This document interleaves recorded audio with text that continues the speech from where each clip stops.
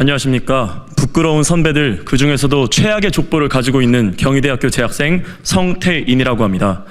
저는 오늘 경희대학교 선배들 중에서도 가장 거대한 아웃풋이자 저희 학교가 또 저희 후배들이 짊어져야 할 가장 거대한 수치인 문재인 이야기를 해보려고 합니다. 다들 느끼셨다시피 2017년부터 22년까지 문재인 정부 5년 동안 대한민국은 사회, 경제, 외교, 방역, 정치 등 모든 방면에서 정말 다양하고도 철저하게 망가져 왔습니다.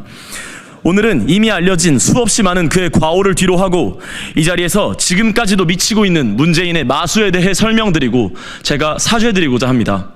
첫째, 윤석열 대통령 탄핵 심판에서 가장 큰 이슈인 문재인 정부가 임명한 헌법재판관들의 편향성과 자격 문제입니다.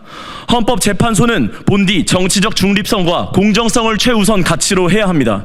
그러나 문 전 대통령과 그 정부가 임명한 문영배, 이미선, 정정미 재판관은 이념 편향성과 사적 논란이 제기되어 그것이 단순히 심판에 영향을 미치는 수준을 넘어서 그 자격과 본분을 의심케 하는 모습을 보여왔습니다.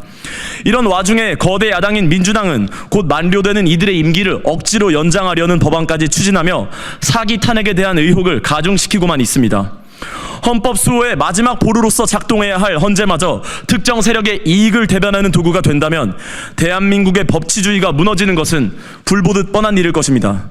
둘째, 공수처의 날림 수사와 정치적 도구화 문제입니다.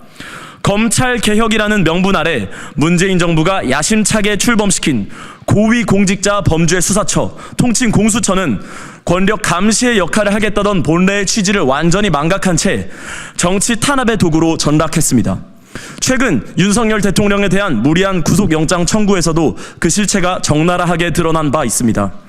처음부터 법적 근거도 권한과 자격도 부족한 상태에서 청구하는 법원마저 멋대로 지정한 억지 영장이었고 결국 중앙지법에 의해 그 구속이 취소되었습니다. 이렇듯 공수처는 정치적 수사에 몰두하면서도 공공기관으로서 최소한의 성과조차 없는 무능함으로 국민의 혈세만을 낭비해왔습니다. 저는 이런 기관이 존재해야 할 이유가 있는지에 대한 근본적인 의문점이 듭니다. 셋째, 문재인 정부의 거짓말과 은폐입니다. 우리는 탈북어민 강제 북송 사건을 기억합니다.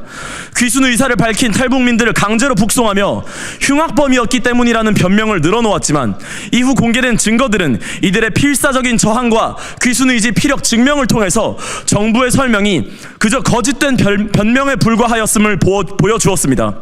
또한 서해 공무원 피살 사건에서도 월북 시도라며 사실을 은폐했고 국가가 국민을 보호하기는커녕 억울한 죽음을 만들어내고 방치하며 북한의 눈치를 보느라 진실을 왜곡하려 했던 모습이 드러났습니다. 마지막으로 나아가 문재인 정부는 경제 통계를 조작해오며 국민을 기만했습니다.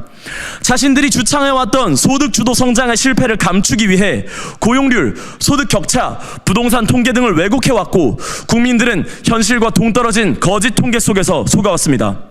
나라 경제가 나아지고 있다, 더 나아질 것이라고 약속했지만 실상 서민들의 삶은 점점 더 팍팍해져만 갔습니다. 이렇듯 국가가 국민에게 거짓을 말하는 것은 용서받을 수 없는 일입니다. 직함마저 붙이고 싶지 않은 그 이름, 문재인 전 대통령. 우리나라 전직 대통령임에도 전혀 자랑스러움을 느낄 수 없는 동문. 후배로서 오늘은 이 부끄러운 선배의 이름을 들고 대한민국과 또 국민 여러분들 앞에 진심을 다해 사죄드리고자 합니다. 그 어떤 말로도 다 덮을 수 없는 최악의 과오 앞에 드릴 말씀은 죄송하다는 말뿐입니다. 다시 한번 죄송하다는 말씀 드리면서 저희 연사 마치겠습니다.